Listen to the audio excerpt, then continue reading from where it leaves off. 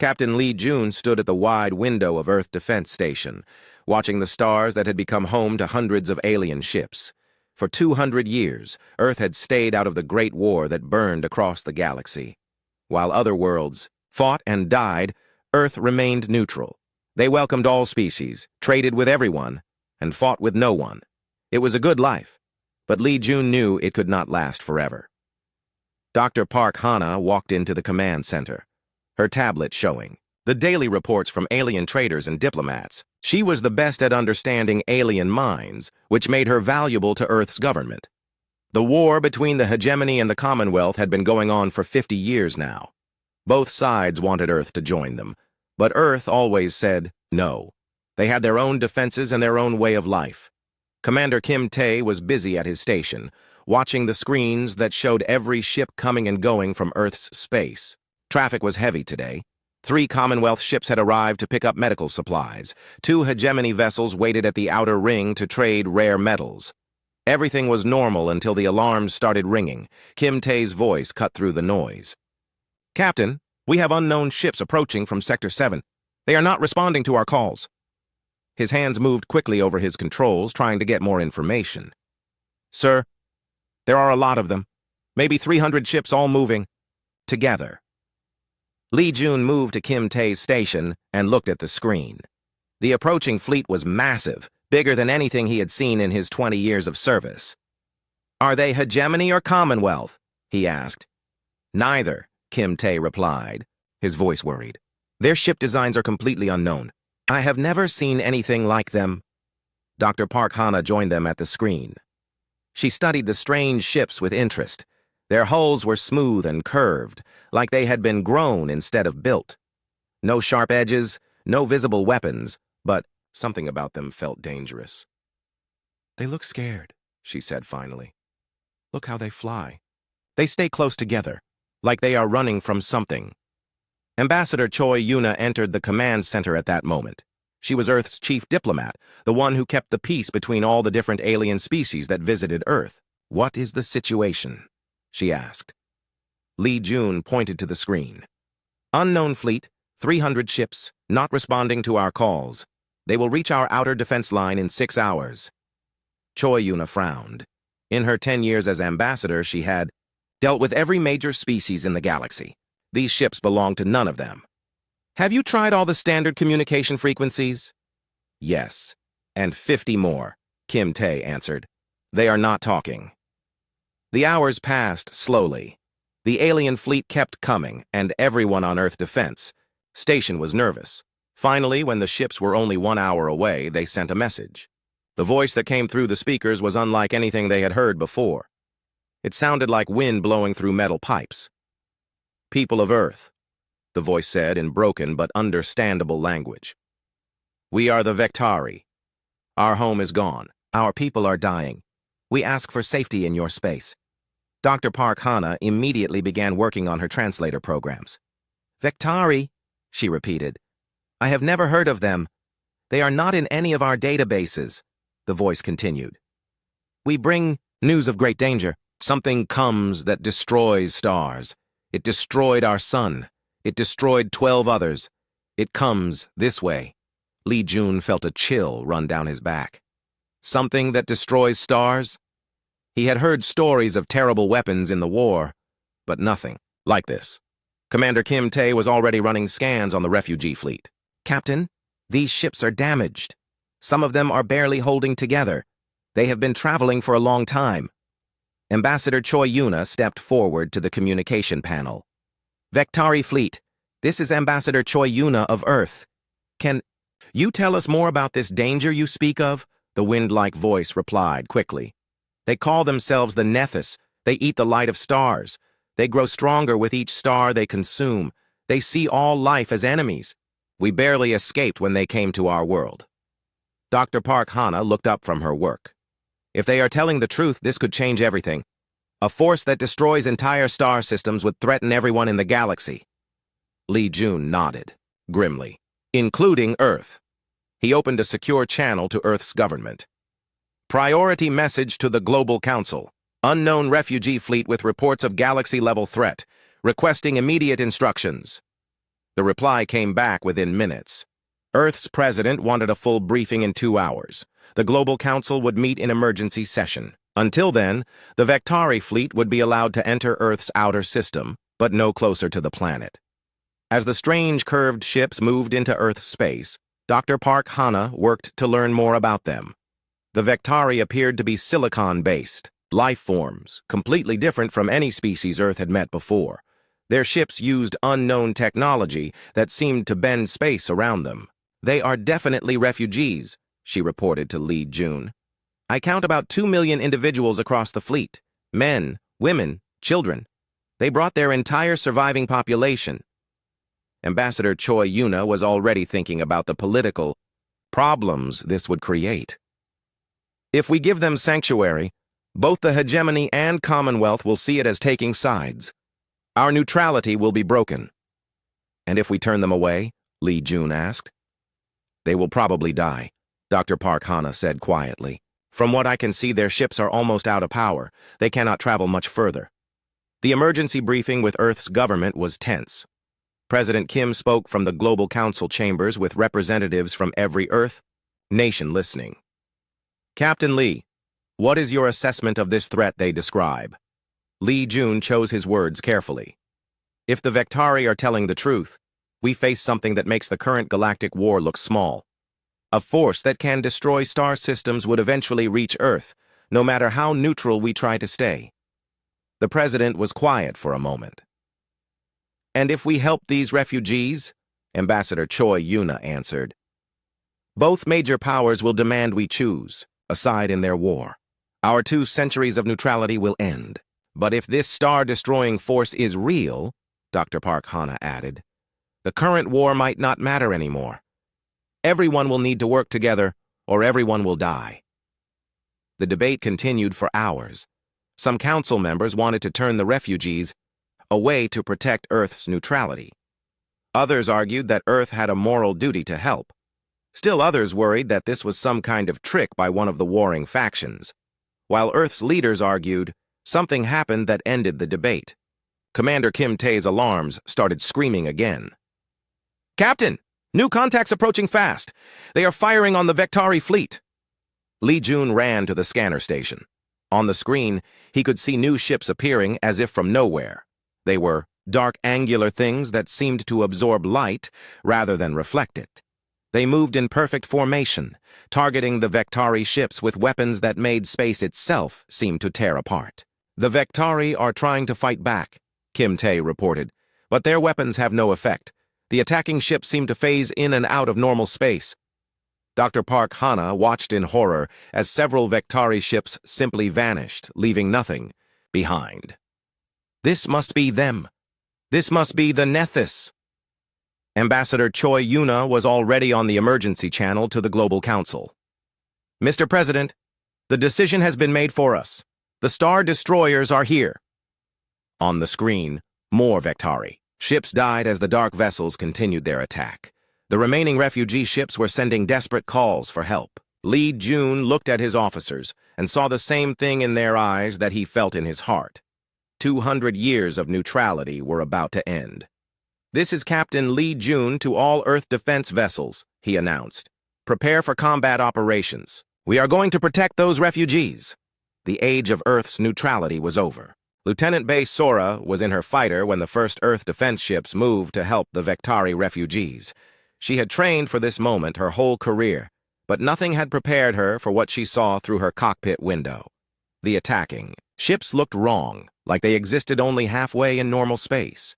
When she tried to lock her weapons on them, her targeting systems could not get a solid reading. "Blue Squadron, this is Control," came Commander Kim Tae's voice over the radio. "Engage the unknown hostiles. Protect the refugee ships." Bae Sora pushed her fighter forward, joining 12 other Earth pilots as they flew toward the battle. The show. Vektari ships were still dying. Every few seconds, another refugee vessel would simply disappear as the dark attackers hit them with their strange weapons. She had never seen anything like it.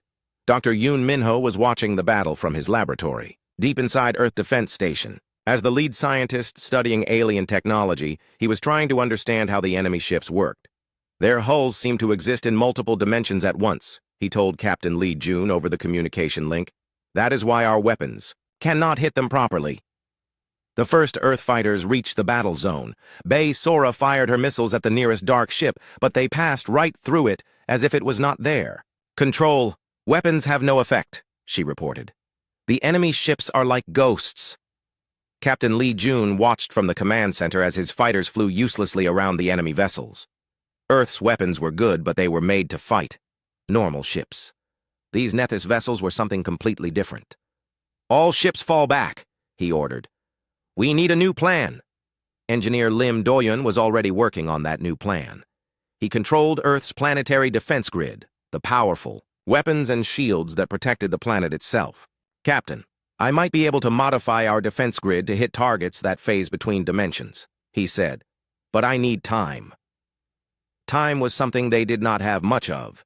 The Nethys ships finished destroying the last fighting Vectari vessels and turned toward the main refugee fleet. Dr. Park Hana was trying to communicate with both the refugees and the attackers. The Vectari were screaming for help in their wind-like voices. The Nethys said nothing. I am getting something, Dr. Park Hana announced suddenly. The Nethys are sending a message, but not in words. It is more like images and feelings. She paused, her face growing pale. They see all biological life as parasites that steal energy from stars. They think they are cleaning the galaxy. Ambassador Choi Yuna had been trying to contact both the Hegemony and Commonwealth fleets in the system. Both sides are demanding to know what we are doing, she reported. They want us to stop interfering and let them handle the situation. Handle it how? Lee Jun asked. Our weapons cannot even touch these things.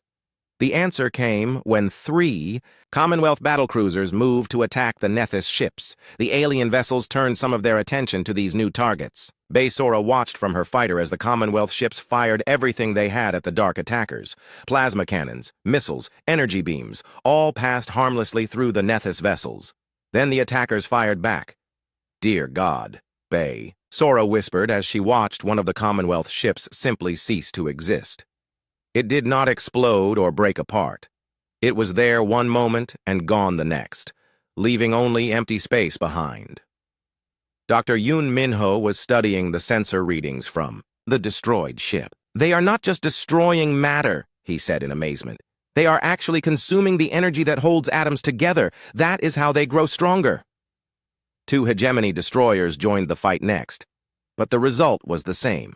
Their weapons could not hurt the Nethys, and the Nethys weapons erased them from existence. In less than 10 minutes, 5 major warships were gone, and the dark attackers seemed to be growing larger and more solid.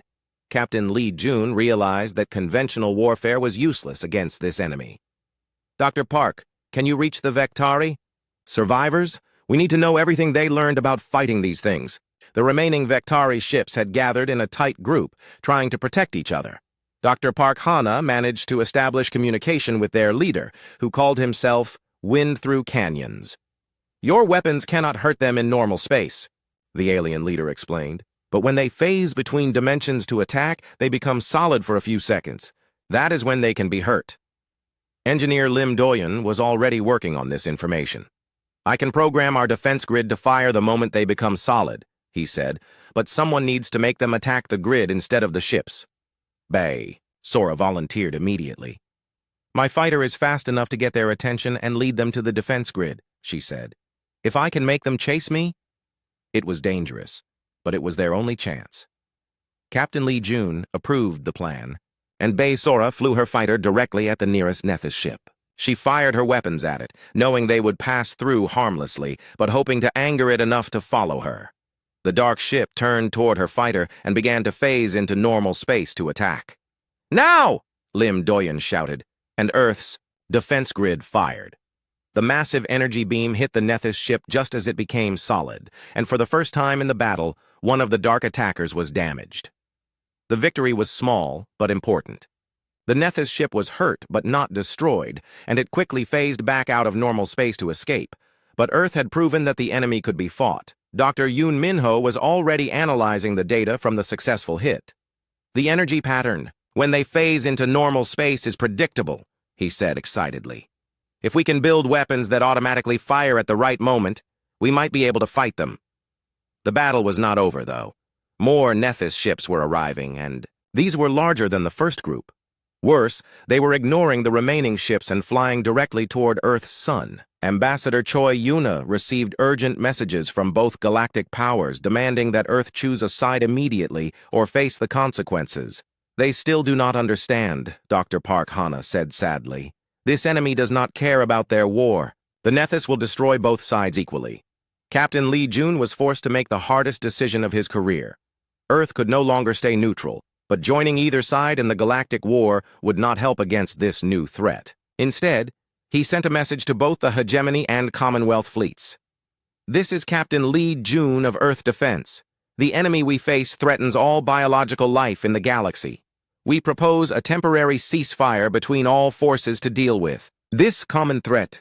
Earth will share what we have learned about fighting these Nethys ships. The response from both sides was immediate and angry. The Hegemony commander accused Earth of trying to trick them.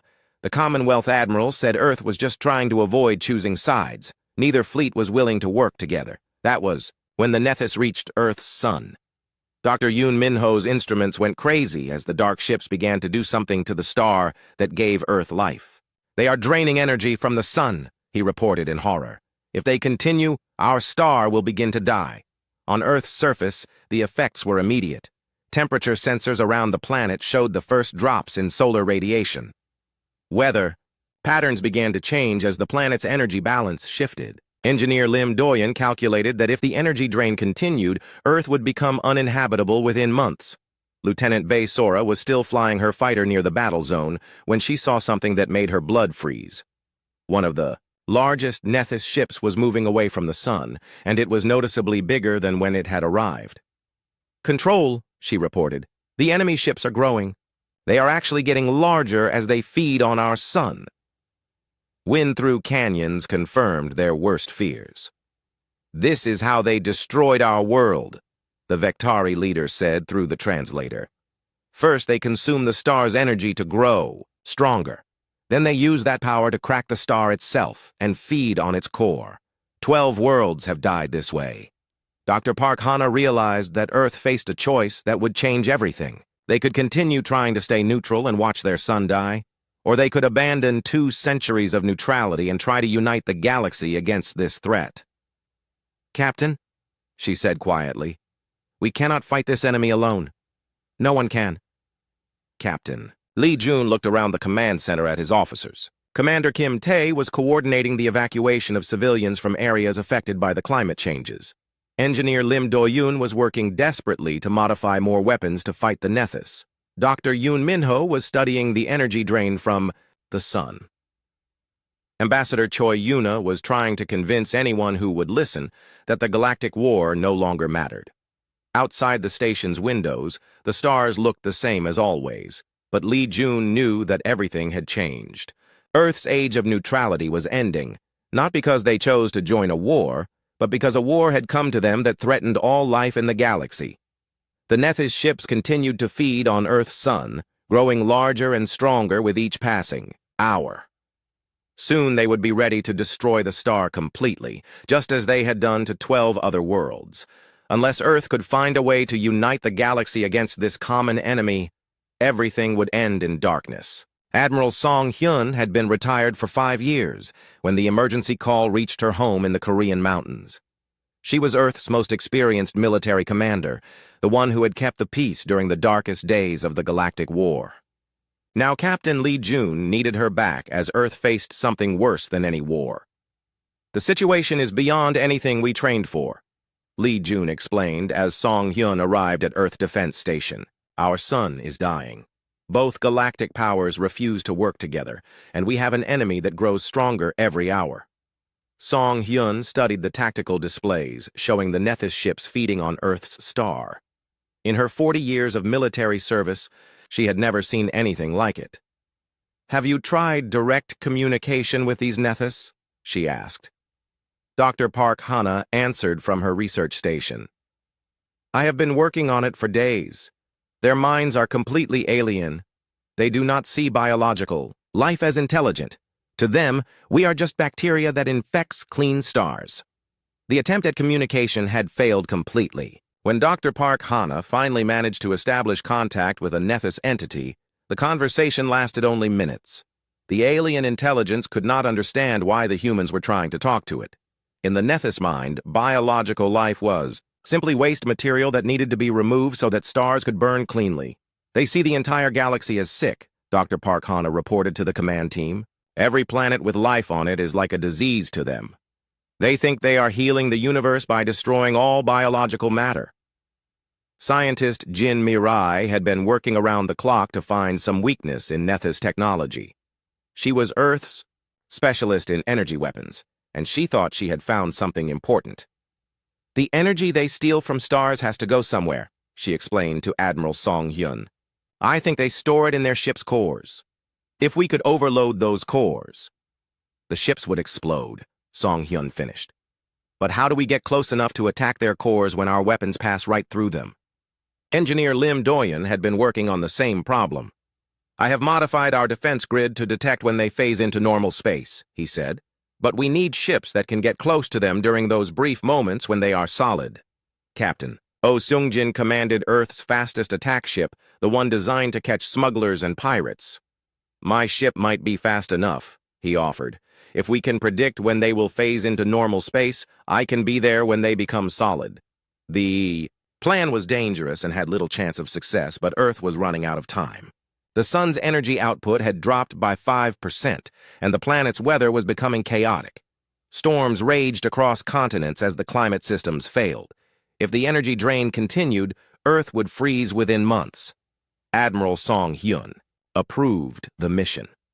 Captain Oh Seung-jin would take his ship close to the largest Nethys vessel, the one that seemed to be directing the others. Scientist Jin Mirai had equipped his ship with special weapons designed to overload energy cores. It was their best chance to hurt the enemy. The mission almost worked. Oh Seung-jin managed to get his ship within striking distance of the Nethys command vessel when it phased into normal space to absorb more solar energy.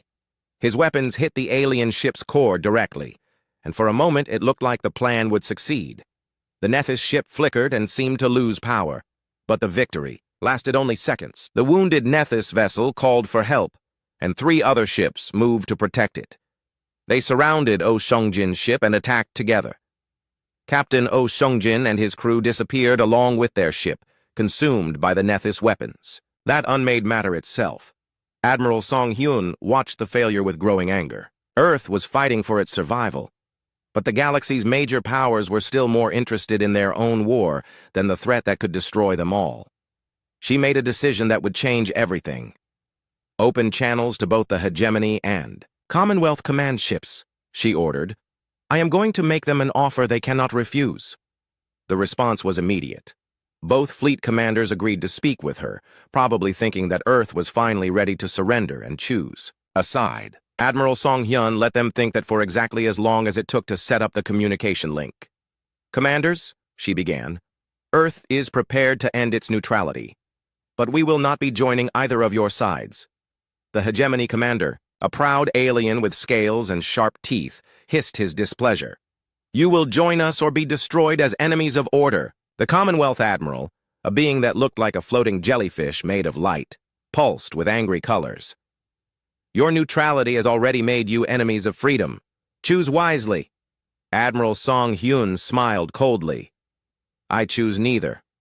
Earth hereby declares the formation of a third option. Any species that wants to survive the Nethys threat is welcome to join us. Any species that wants to keep fighting their old war while the galaxy burns can do so alone. The announcement sent shock waves through both fleets. No one had ever suggested a third side in the Galactic War. The idea was revolutionary and terrifying to both established powers. Dr. Park Hana immediately began broadcasting the same message to every ship in the system, in every language she knew. All biological life faces extinction from the Nethys threat.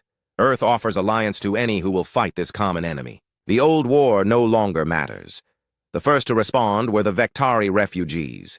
Wind Through Canyon spoke for his people when he said, the third option offers hope where there was none. The Vectari join Earth. Then came a surprise. 3 ships from the Commonwealth fleet broke formation and approached Earth's defense stations. Their commanders announced that they were tired of the endless war. and wanted to try something new. An hour later, two hegemony vessels did the same thing. Admiral Song Hyun felt hope for the first time in days. Broadcast our technical data about fighting the Nethys to all ships that join the third option, she ordered, and prepare for the real battle to begin. The first joint operation between Earth, Vectari, Commonwealth, and hegemony forces was a limited success. They managed to destroy one small Nethys ship by coordinating their attacks perfectly. When the alien vessel phased into normal space, ships from all four sides hit it at exactly the same moment. The combined firepower was enough to overwhelm the enemy's defenses. Scientist Jin Mirai analyzed the wreckage of the destroyed Nethys ship and made an amazing discovery. "They are not from this galaxy," she announced to the combined fleet commanders. "The materials in their hulls, the energy patterns in their technology, even the quantum signatures of their weapons, all come from somewhere else." Dr. Park Hana added to the revelation. "They are invaders from another galaxy entirely. They have probably done this before, consumed entire galaxies and moved on to find new ones." The news spread quickly through the Third Option Alliance. They were not just fighting for their own galaxy, but potentially for every galaxy in the universe. The Nethys had to be stopped here, or they would spread across all of creation like a plague. More ships joined the Alliance over the following hours. Captain Lee Jun found himself coordinating fleets that had been enemies for 50 years. Engineers from different species worked together to modify weapons. Scientists shared data that had been military secrets for decades, but the Nethys were not passive. As more ships gathered around Earth, the alien invaders changed their tactics. Instead of just feeding on the sun, they began attacking the planet directly. Dark ships descended through Earth's atmosphere, their passage freezing the air around them as they absorbed thermal energy. Lieutenant Bae Sora led the defense of Earth's cities, her fighter squadron joined by alien pilots she had never imagined, fighting alongside. Together they managed to drive off the first Nethys attack on the surface, but everyone knew it was just the beginning. Admiral Song Hyun realized that Earth had become more than just another planet in the war against the Nethys. It had become the symbol of cooperation between former enemies. If Earth fell, the Alliance would collapse and the galaxy would return to its old divisions. The Nethys would then be free to consume every star, one system at a time. "We hold here," she announced to the growing fleet around Earth. "This is where we make our stand. This is where we prove that biological life can work together to survive." Engineer Lim Do-yoon had been working with alien technicians to create new defensive systems. By combining Earth's energy weapons with Vectari dimensional technology, Commonwealth, plasma systems, and hegemony shield generators, they had built something completely new. It was a defense grid that could hit enemies in multiple dimensions at once. The real test came when the Nethys launched their full assault on Earth. Hundreds of dark ships approached the planet, intent on consuming not just the sun, but every source of energy in the solar system. The Third Option Alliance met them with everything they had. The battle raged for hours. Ships from 4 different sides fought together against an enemy that wanted to erase them all from existence. For the first time since the war began, the Nethys were truly challenged. They lost dozens of ships to the coordinated attacks of the Alliance, but victory came at a cost. The Alliance lost ships too, and Earth's surface was scarred by energy, weapons that froze entire cities. Admiral Song Hyun knew that they could not win by defense alone. Colonel Nam Ji-won had never expected to command alien soldiers, but the war against the Nethys had changed everything. Her new unit included humans, Vectari, Commonwealth species, and even former hegemony warriors.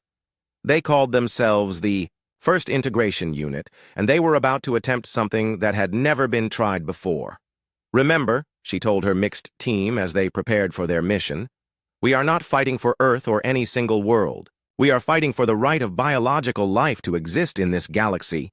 Dr. Kang Woo-jin had spent weeks studying captured Nethys technology with scientists from a dozen different species. What he discovered changed everything they thought they knew about their enemy. "The Nethys ships do not just phase between dimensions," he explained to Admiral Song Hyun and the other Alliance commanders. "They actually exist in a quantum superposition until they choose to interact with our reality." Captain Han So-min was the pilot chosen to test the new hybrid ship that Earth's engineers had built using technology from all Alliance members. The A vessel combined human engineering with Vectari dimensional science, Commonwealth energy systems, and hegemony armor. It was the first truly cooperative creation of the Third Option Alliance. "The ship responds like nothing I have ever flown," Han So-min reported during her test flights. "It feels alive, like it knows what I want before I do." The key to fighting the Nethys, Dr. Kang had realized, was not to attack them when they became solid, but to attack them while they were still in quantum superposition. "If we can hit them while they exist in all possible states at once," he explained, "we can force them to collapse into our reality permanently." Admiral Song Hyun approved the plan for humanity's first major offensive against the Nethys. Colonel Nam Ji-won would lead her integration unit to a system where the invaders were consuming a red giant star. Captain Han So-min would pilot the hybrid ship to deliver Dr. Kang's quantum weapons. It was dangerous, but the Alliance needed a victory to keep morale high.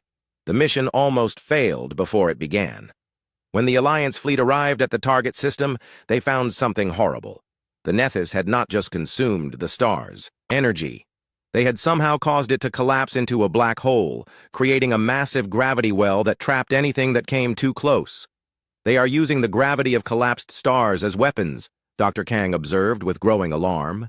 "If they can turn any star into a black hole, no system in the galaxy is safe." Colonel Nam Ji-won's unit was forced to adapt their plan. Instead of attacking the Nethys ships directly, they would have to disable the gravitational weapon and then engage the enemy. It required split-second timing and perfect cooperation between species that had never worked together before. The attack began with Vectari ships using their dimensional technology to approach the black hole without being caught by its gravity. Commonwealth vessels provided covering fire while hegemony ships used their powerful shields to protect the smaller craft. Human fighters, led by pilots trained by Lieutenant Base Sora, flew precision strikes against the Nethys control systems. Captain Han So-min took the hybrid ship directly into the gravity well, using its unique combination of technologies to survive forces that would destroy any normal vessel. "I can see their quantum field generators," she reported over the radio. "They are keeping the black hole stable. If I can destroy them..." The risk was enormous. If Han So-min failed, the black hole would become unstable and could consume the entire system, including the Alliance fleet. But if she succeeded, the Nethys would lose their gravitational weapon and be vulnerable to conventional attack. Dr. Kang guided her through the complex process of targeting systems that existed in quantum superposition. "Fire the quantum disruptors on my mark," he instructed. 3, 2, 1, mark! The hybrid ship's weapons hit the Nethys generators at the exact moment they phased into normal reality. The effect was immediate and devastating. The black hole collapsed, releasing a massive burst of energy that destroyed half the Nethys fleet instantly. Colonel Nam Ji-won led her integration unit against the surviving enemy ships. For the first time in the war, human soldiers fought alongside alien warriors as equals. They moved through the Nethys vessels like a storm, destroying the invaders' quantum technology and forcing them to remain in normal space where they could be killed. The victory was complete. Not a single Nethys ship escaped from the system, and the Alliance had proven that the invaders could be defeated if they worked together perfectly. More importantly, they had saved a star system from total destruction. News of the victory spread across the galaxy faster than the speed of light. Species that had remained neutral in both the old Galactic War and the new fight against the Nethys began to reconsider their positions. If the Third Option Alliance could destroy entire Nethys fleets, perhaps biological life had a chance after all. Captain Han So-min became a hero throughout the Alliance worlds. Her successful piloting of the hybrid ship proved that combining technologies from different species could create something more powerful than any single race could build alone. Orders came in for hundreds of similar vessels, but Dr. Kang Woo-jin was already working on something even more ambitious. "If we can build ships that combine our technologies," he said to Admiral Song Hyun, "why not try to combine our biological advantages as well?" The idea was revolutionary. Humans were good at adapting and improvising. Vectari could think in multiple dimensions. Commonwealth species excelled at energy manipulation. Hegemony races were masters of organization and tactics. If they could combine these strengths instead of just their technologies, they might become unstoppable. Colonel Namjiwan's integration unit became the testing ground for this new approach. Human creativity was paired with alien logic. Vectari dimensional thinking was combined with Commonwealth intuition. The results exceeded everyone's expectations. "We are not just fighting together anymore," Namjiwan reported after her unit's third successful mission. "We are thinking together. Each species covers the weaknesses of the others." The Nethys began to change their tactics in response to the Alliance's growing effectiveness. Instead of attacking individual systems, they started targeting the communication networks that held the third option together.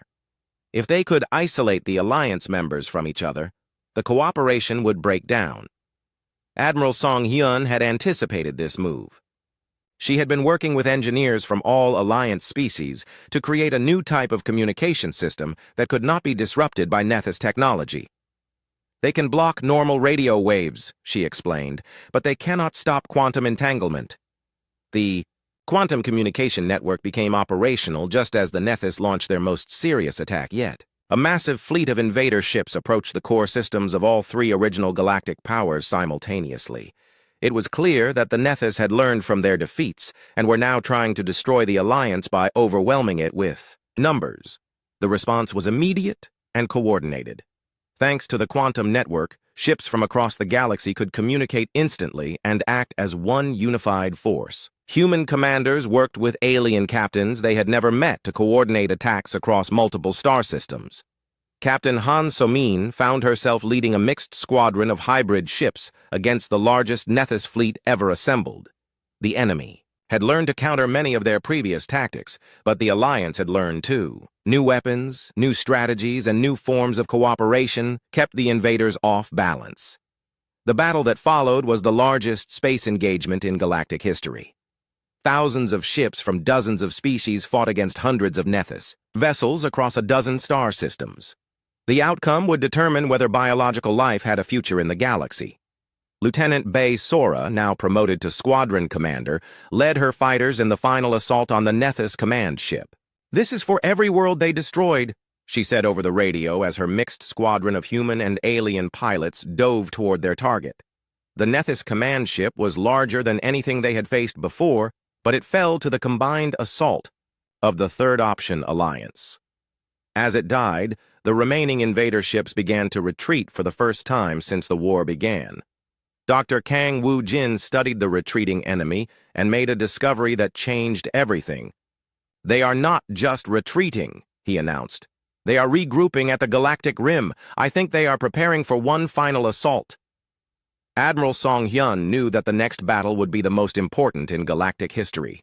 The Nethys were gathering all their remaining forces for a decisive strike.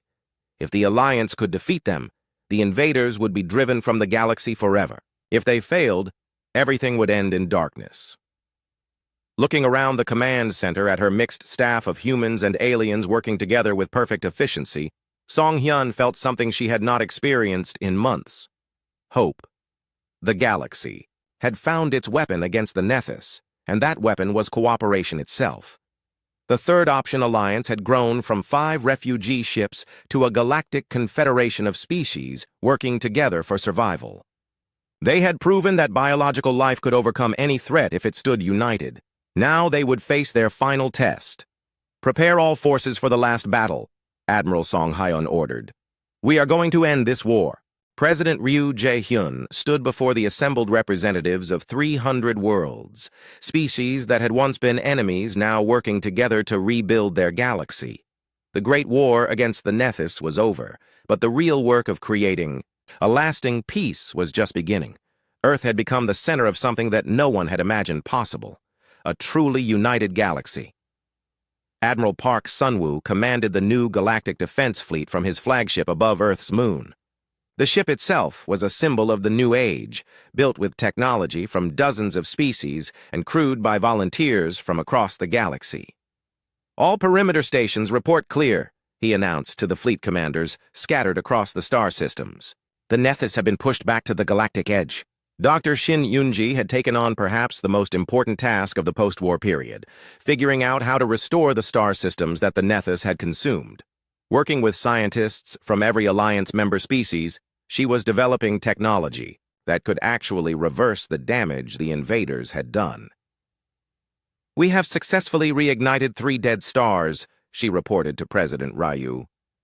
"The process is slow, but it works."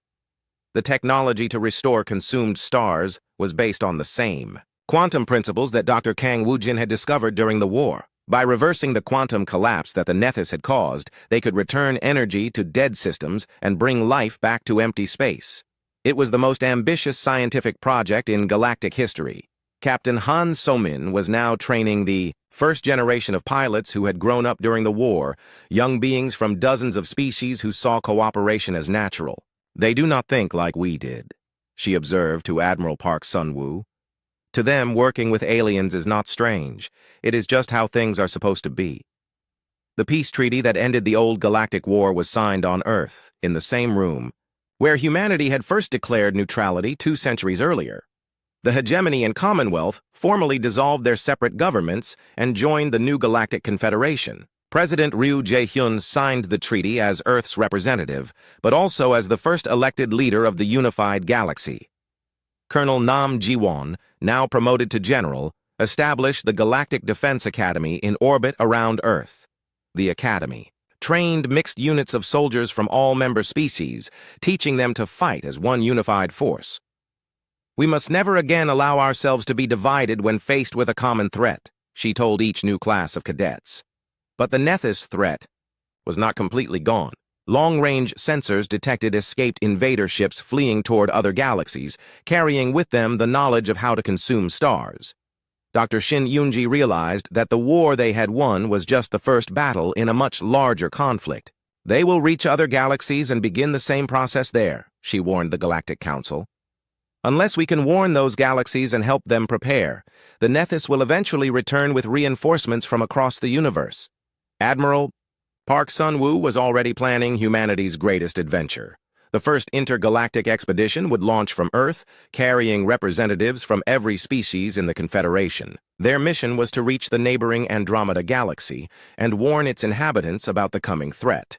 The expedition ship was the largest vessel ever built, a fusion of technologies that represented the best of galactic civilization. Captain Han So-min was chosen to command it, with a crew selected from volunteers across hundreds of worlds. "We go not as conquerors or traitors," she told her diverse crew, "but as friends offering help against a common enemy." President Ryu Jae-hyun addressed the galaxy from Earth's capital as the expedition prepared to depart. "Today we take the first step beyond our own galaxy," he announced. "We carry with us the knowledge that biological life can survive any threat if it stands united. We go to share that knowledge with others who will face the same choice we faced: work together or die alone."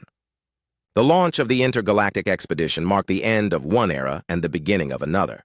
Earth was no longer a neutral world avoiding the conflicts of others.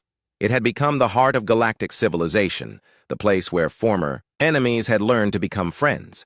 Dr. Park Hana, now the galaxy's chief xenobiologist, had cataloged over 1,000 species that had joined the Confederation. "Every species brings something unique to our alliance," she observed. "The diversity that once divided us has become our greatest strength." Wind Through Canyons, the Vectari leader who had first brought news of the Nethys threat, established a memorial on Earth for all the worlds that had been consumed by the invaders.